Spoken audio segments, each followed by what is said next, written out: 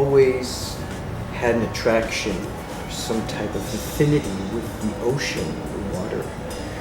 The way it flows, its liquidity. I feel that there's a part of my creativeness that comes from that.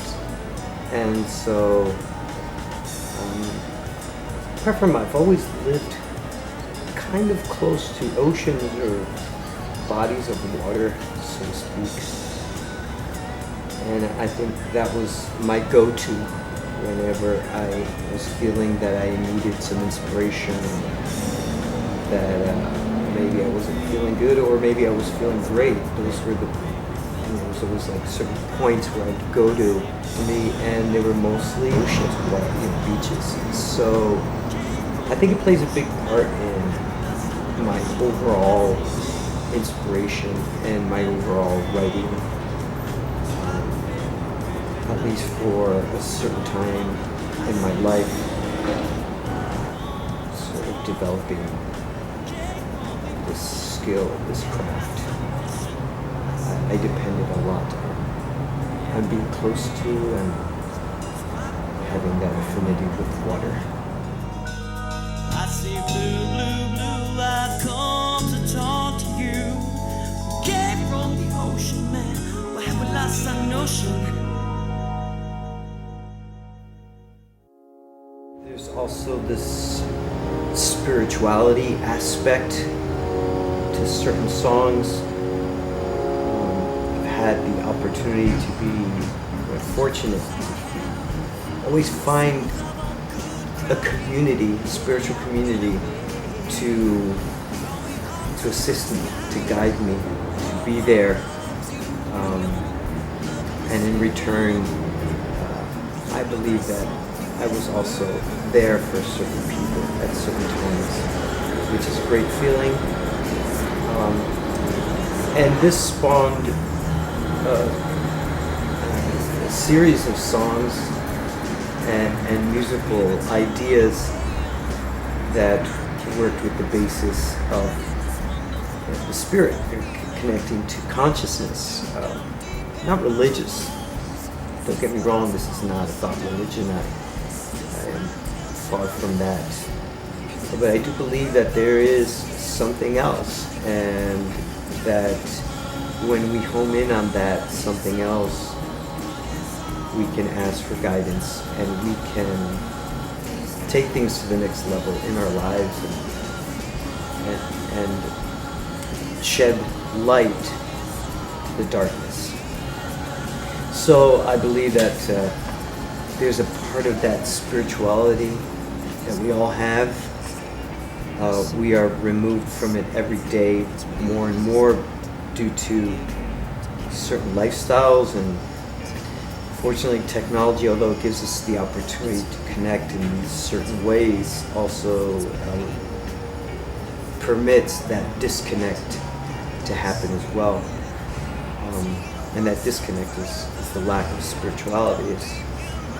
So the balance is keeping yourself between those two, using the best out of everything, and being conscious about how we are utilizing all of our technical gadgets, so as to not get lost in it, and to look further into ourselves, which ultimately is a blessing that we can do that. It's amazing.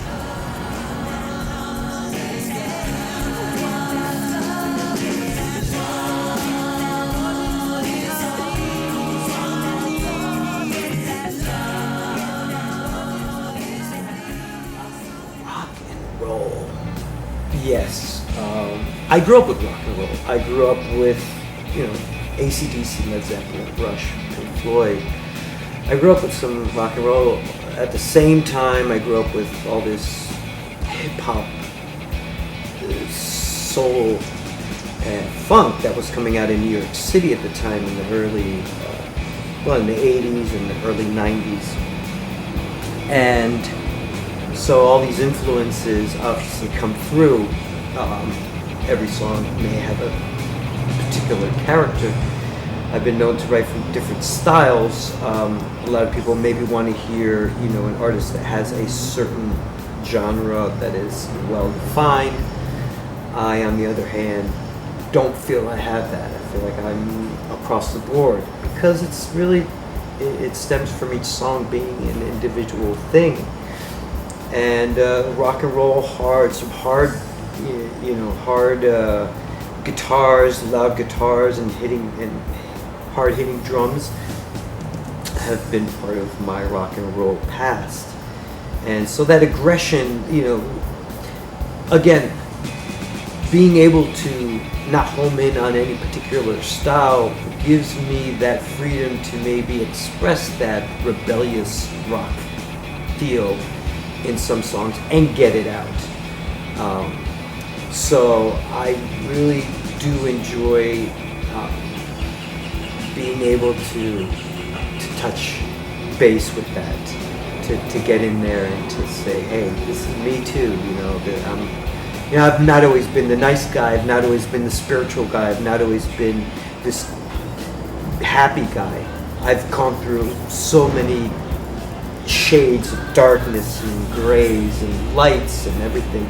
And so the music also reflects all of that happening at the same time. So that's where you get that heavy rock feel and some songs that just kind of want to kick your ass.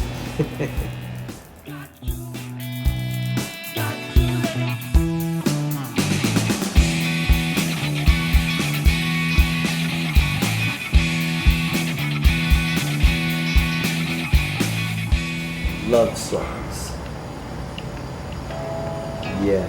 I am definitely a hopeless romantic. There is this part of my soul that enjoys the romantic company of someone. And I have gotten into characters. When I write, I sometimes have to invent things that I fill in the blanks. I have a somewhat idea of something, and then the blanks get filled in by imaginary stuff or real stuff. It's always up for opinion. I think the world is full of cliches, and really nothing is original. We are always taking from something. My biggest influences musically are Prince and Michael Jackson, for example, David Bowie. As artists, single artists, not as bands. There's other bands, group of people, but and so the way Prince would take his twist on love, it was a very sexual thing. So I tend to sometimes use that in what's happening, not consciously. It just happens. I don't. My biggest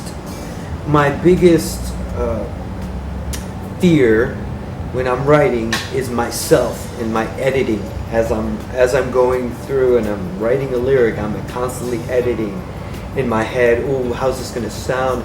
And so the struggle is always to get out of that constant editing that you do, because that can be done after. The raw material, that rough diamond, is really what needs to come out. You can polish it later, and polishing is something that you do with another frame of mind. But that rough needs to get out, because usually that rough is all you need to say.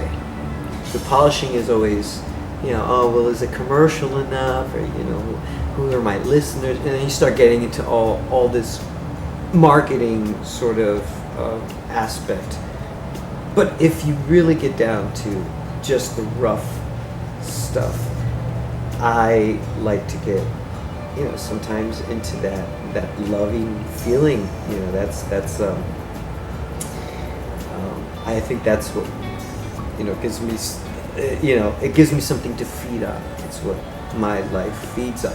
Not the love, loving relationship between my daughters and family members is different. Obviously, these most of these songs come from a partner type loving feeling.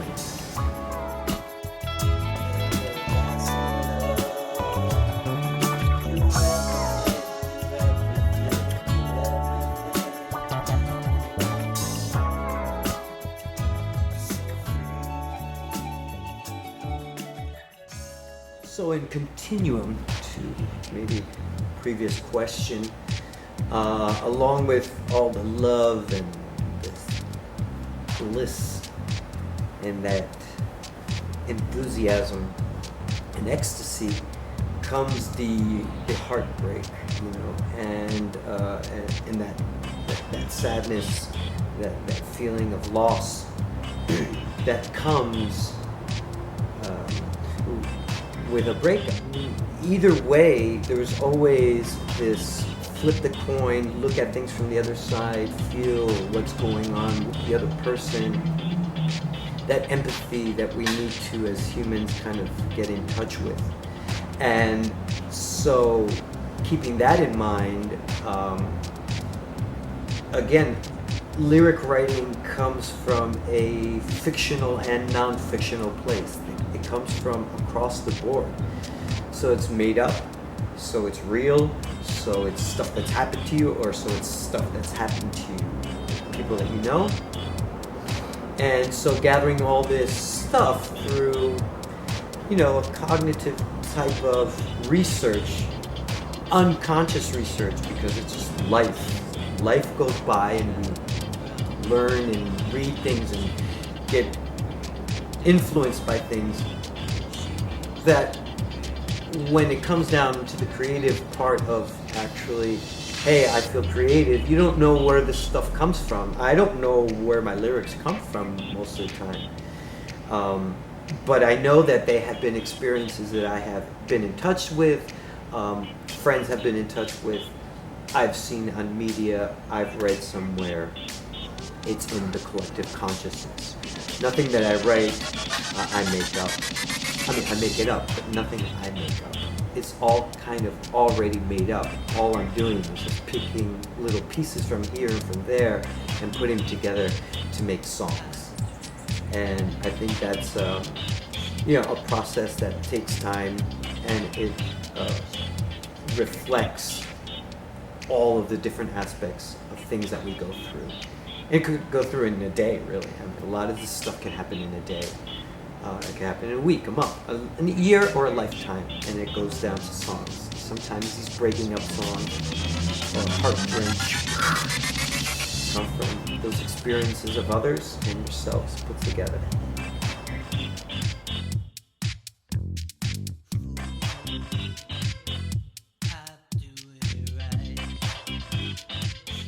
I do believe there is a sense of comedy and an urgency to have some comic relief within our everyday life. There are things that happen, whether we want them to or not, they happen, and sometimes they're not so funny. But I think writing about it and giving it a lift in that aspect helps to deal with it. Comedy is a great remedy for a lot of ailments. Laughing, expression, being happy. Now, I'm not always happy. I'm not always funny. But I do think that bringing that out in certain songs is a good thing. And again, it just shows maybe another aspect of my writing and how I can, you know, do a rock song, a reggae song, funk song, and then kind of something that either just out of the blue gets you moving and dancing, get the dance music going, and just let the weekend come to you. Don't work for the weekend, just let it come to you. So I kind of like that. I think the comic relief is a very important part of the way you can have Yeah, I just want to let you know that the unfasten your seatbelt sign is on and it's ready to dance in those aisles. So just break loose, let your booty fly, and have a good old time. I don't necessarily know if I chose this way of life or it's something that was granted to me, or something that I stumbled upon. I feel that I've always been creative in some way or another, and that music to me has saved my life. I truly believe that. I truly believe that the path kind of chose me. I did not choose it. I think it was just something that came about. And so I went with it. I flew with it. That's what I did do. I took action to say, okay, I'm not going to deny it, and I'm going with it. You know, I could have chosen many paths, I do believe, in life, but I think this one is more affinitive to who I am. It's more real to who I am.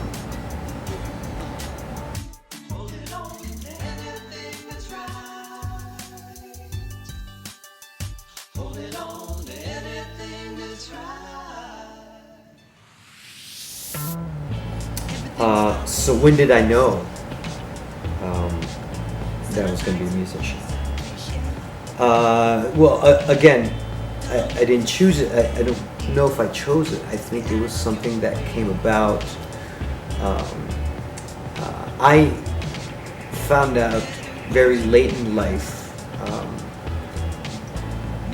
that I had I didn't know about my father. I found out about my father when I was about 25 years old. I didn't know anything about him. When I did finally find something out about him, it turns out that my father, who died when I was about a year and 2 months old, was a musician, was a recording artist. Back in the 60s, I have an album, my father's music, a physical album. And to record an album in those days was, you had to really put effort. I mean, it wasn't something you just did. Not everybody had a recording device in their house like we do nowadays, and to just put that together. So he was a dedicated musician, and I didn't know this until I was 25 and well into my career.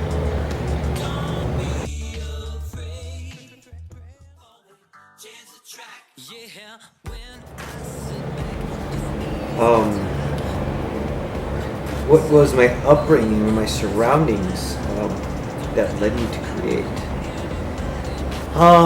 Let's see. I mean, in my home, I wouldn't say there was a lot of creativity going on at all. But because I grew up with mainly my mom, she pushed me in sense of she took me to auditions where I would audition as an actor, in plays, and I was fortunate enough to get pretty good roles. So theater was something that I started with, so to speak.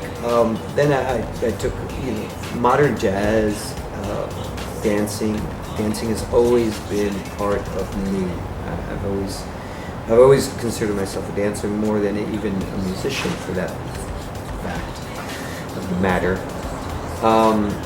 And so that, for me, was just what came together. It just seemed to flow, music, dance, art. I do remember my early paintings were like Pollock. They were just, smudged background and then splashes of paint. And those splashes of paint, to me, were beautiful. They were beautiful. They were, I would mix a few colors and just throw it on to the canvas, and they would splat, and the colors would move, and it was like time standing still, because that splat went from the paintbrush into the air onto the canvas, and in that moment that it's in the air, it is this shape, form, and this structure that it turns out to be on the canvas. So it was, at any rate, it was very interesting how I really enjoyed that, And then music came through inertia, through friends of mine that were musicians and that were going to Berklee College of Music, and so I somehow got involved with booking, and then I got asked to play one time percussion with a band, and then I was a percussion player for 3.5 years. So music kind of came out of this creativity, not necessarily in my home, but just out of all the circumstances.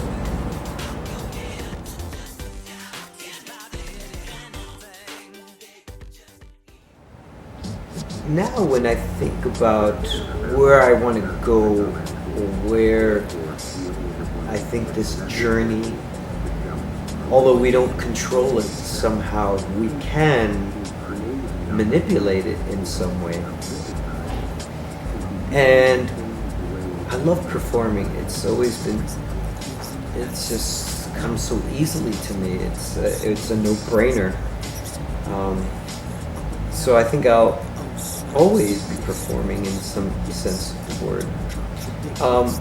But songwriting has really become something that I'd like to develop more and become more in touch with, and to get music to more people, and to really make a difference for these songs to really somehow inspire and transcend me, inspire me as it inspires others, and to transcend who I am and to transcend what the music is to others as well. I wrote songs, well, I've been writing forever, and I do have a sense of and a feeling that my earlier stuff had more of this integrity than my later stuff. And I think it comes with the territory of, when you're young, there's less things maybe on your mind, there's less things going on, and you can kind of concentrate on certain aspects that you may pick up on and really home in on it. Whereas you grow older and things are happening in life, and life is happening day by day, there's kind of that distraction. So again, that distraction can to be less if you learn how to do it. So the process is learning. I'm constantly learning on how I can become a better person, a better artist, a better father, and this is really where my step is now, is to take this writing, get it out there, write for other people, be in collaboration with other artists, and hopefully make this bigger than me. Have it mean something more than just what it does for my everyday. I would like it to do something for my every year. I'm Chello Dachance.